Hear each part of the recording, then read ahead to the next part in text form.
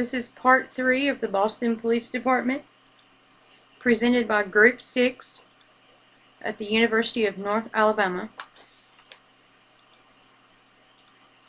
Senior leadership of the Boston Police Department. The current Boston Police Department Commissioner is Edward F. Davis III, and he is known for his effective community policing efforts. He was appointed as the Commissioner of the Boston Police Department on December 5, 2006. His achievements include community policing, crime scene investigation, family justice, fighting against corruption, and providing public information. Community policing. Code 19 was introduced by Police Commissioner Davis. Officers are required to walk around a particular area for nearly 45 minutes. This strategy is also called the walk and talk strategy. Crime scene investigation. The Boston Police Department has established a crime laboratory with a high-quality system and a dive unit in order to acquire evidence and to provide confidence that the results of analysis remain impartial, accurate, preserved, and relevant for the Boston Police Department, the citizens of Boston, and the law enforcement community. Family justice includes the domestic violence unit, in which detectives investigate abuse amongst intimate partners or family members. The sexual assault unit, in which detectives investigate rape, attempted rape, or other incident assaults. And the crime against children unit, in which detectives investigate the physical or sexual abuse of children. Fighting against corruption. The Internal Affairs Division was established by the Office of the Chief in order to investigate police misconduct and potential corruption. In addition, the Bureau of Professional Standards encourages citizens to file complaints in order to supervise officers' behaviors. Providing public information. As part of the Office of the Police Commissioner, the Boston Police Department Media Relations provides information such as data to local and national media outlets in order to ensure that the public receives timely and accurate information about department-related activities, personnel, services, and programs. 5 contemporary issues the Boston Police Department is currently dealing with. 1. Youth violence and youth firearms violence in Boston. Starting in the early to mid-1990s, Boston embarked on a series of innovative public safety strategies that focused on violent youth and illicit gun markets. Juveniles and many other youths are legally prohibited from purchasing firearms, especially handguns. As a result, many firearms utilized in youth crimes are obtained through active and persuasive illicit gun markets. There is currently very little being done to address these illicit markets. However, several programs were developed by the Boston Police Department to address these issues, such as Operation Ceasefire, the Boston Gun Project, and Operation Nightlight. 2. Racial and ethnic violence in Boston. Racial and ethnic violence continues to be a major problem in the United States. Boston, which experienced heightened racial turmoil since its desegregation process, presents an excellent case study of a police department that faced the problem in a straightforward manner and is still dealing with this problem. Racial and ethnic violations offer a challenge to the city because they often fall into a gray area with respect to the law. They are unbecoming of a civil society, and they can do great psychological harm to the victim, yet they frequently involve only misdemeanors and sometimes not even that. Freedom of speech may offer a protective shield for the most vitriolic verbal abuse and slander. 3. High crime rates in streets and neighborhoods. There are at least 14 neighborhoods in Boston that are deemed hotspots in the eyes of officers, and the high street crime rates have become one of the top issues that is challenging the Boston Police Department. Some citizens may not be willing to cooperate with police officers because they may fear retaliation by gang members and criminals if they do. So how to ensure the safety of citizens when they are walking on the streets and how to improve the quality of life are the key targets when dealing with this issue. Thus, safe street teams were developed by Commissioner Davis to deal with street and neighborhood crimes. Now we're going to watch a YouTube video which provides information about the Boston Police Department's safe street teams.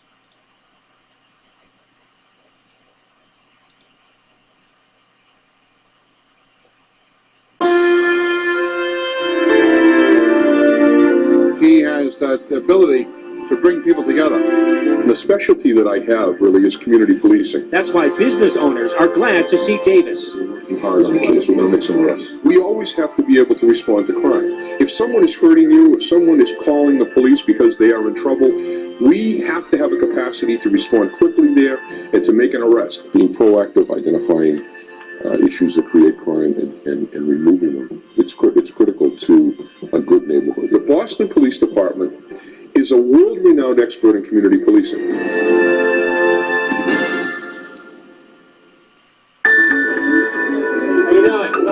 In 2007, Commissioner Ed Davis unveiled the Safe Street Team Initiative. Made up of 6 officers and 1 supervisor, the teams are asked to go about the business of building trust. And the officers tell us they know full well, as that trust grows, so does their ability to make a difference.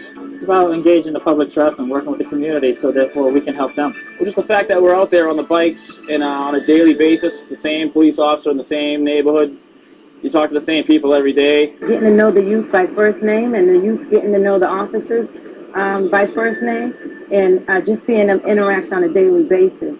I think that's very important, and it also makes you more comfortable to know that you know that officer that's coming up towards you. What I like is if there are issues, and there will be issues that still come up no matter what we do, we know that Sergeant Rose and Nora Baston are approachable. And they know that you're not going anywhere. You're not just going to be the officer that comes to their call once and you never see them again.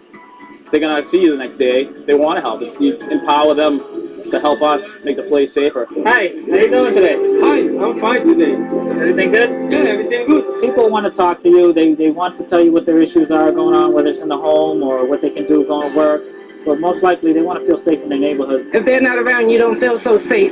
Presence alone, just seeing the boys in blue, you realize when you see the cops, even though you're not doing anything wrong, you definitely want everything to be tight. Removing any sort of community-oriented police will be nothing but detrimental to the community. The community wants us here. And I think if it was taken away, if we left, I think they'd lose that feel of empowerment to help us keep their neighborhood safe.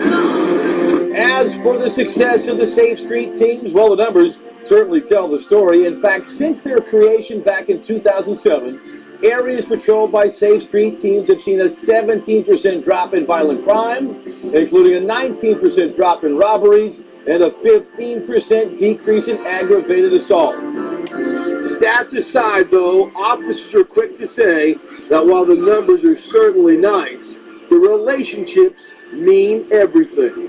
When the people can talk to you, they know they can approach you. And when you're riding by a park and you can see families actually come out and kids play in the park, that's a good feeling. Today, officers fresh out of the academy are receiving exposure and training to the Safe Street team philosophy.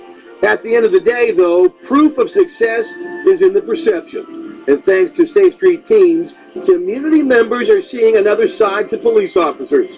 A side that says, we're here to stay, we're here to help, and we're here to make a difference. I recommend all communities try to get with their local department. It works. It really does work. But there's one ingredient that we didn't talk about, and that's having a good commissioner of the police who believe in the community. Commissioner Davis has been to our community, met with our youth. Anytime there's a crisis or something, he's here. He's willing to come and meet and talk with the community, and that makes a difference. We could post sentries at every other street corner. It wouldn't work. What does work is communicating with people, getting to know the good guys from the bad guys, quite frankly. That's what this is all about. And so if you do that effectively and you concentrate your efforts on those people that the community knows are the bad guys, then you can make a difference.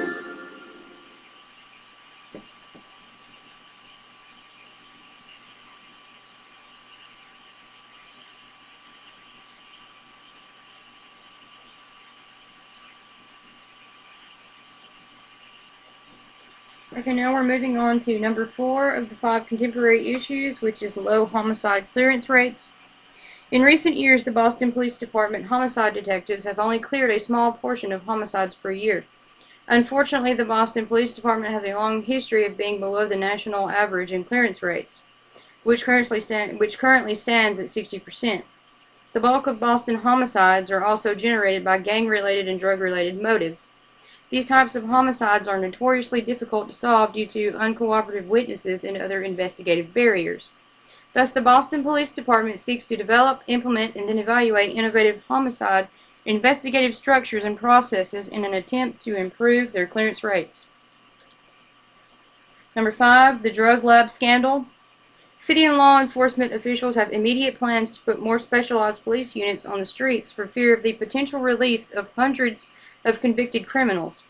The deepening fallout from suspected evidence tampering at the state lab demands aggressive action. According to officials, over 500 prisoners convicted in Suffolk County, including many with long histories of drug dealing and violence, could have their convictions stayed or revoked and be released from prison. At least 100 federal cases could be affected. The cases involved evidence tested by Annie Duckham, the former state chemist who has allegedly admitted to mishandling drug evidence for the last 2 or 3 years. But even cases in which she may not have personally tested the evidence are being challenged. Crisis reentry teams of police, probation officers, and street workers will work with released offenders to help them re-enter society and to send a message of zero tolerance for criminal activity. The reentry teams begin meeting in October with inmates slated for release. Ed Davis, commissioner of the Boston Police Department, said the teams meet with small groups to warn them they will be under close watch. If you are released and re-engage in criminal activity, you will be arrested, according to Davis. The plan is modeled after the Boston Reentry Initiative, a partnership between prosecutors and Boston law enforcement that provides released inmates with mentoring, job training, and addiction treatment. And this is the end of part 3.